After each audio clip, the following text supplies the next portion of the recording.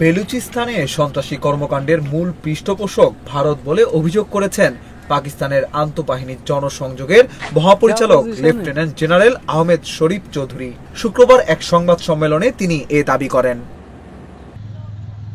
পাকিস্তানের সংবাদ মাধ্যম জিও নিউজ জানিয়েছে, বেলুচিস্তানে ট্রেনে হামলার ব্যাপারে সংবাদ সম্মেলন করেছে আইএসপিআর।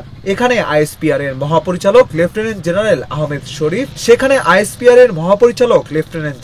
আহমেদ শরীফ চৌধুরী এই ঘটনার জন্য ভারতকে দোষারোপ করেছেন। লেফটেন্যান্ট জেনারেল আহমেদ শরীফ চৌধুরী বলেন, বেলুচিস্তানের সন্ত্রাসবাদের প্রধান পৃষ্ঠপোষক ভারত। জাফর এক্সপ্রেসের সর্বশেষ হামলাতেও তাদের মদদ রয়েছে।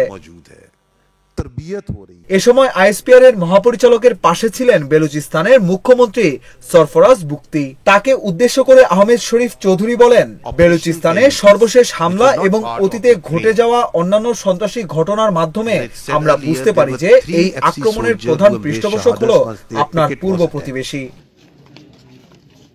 গত মঙ্গলবার বেলুচিস্তানের বোলান জেলার কাছে একটি টানেলে প্রবেশের সময় সশস্ত্র গোষ্ঠী বেলুচ লিবারেশন আর্মির সদস্যরা জাফর এক্সপ্রেস ট্রেনটি ছিনতাই করে। চলন্ত ট্রেনে বোমা হামলা ও গুলি চালিয়ে নিয়ন্ত্রণ নেয় সন্ত্রাসী বিদ্রোহীরা।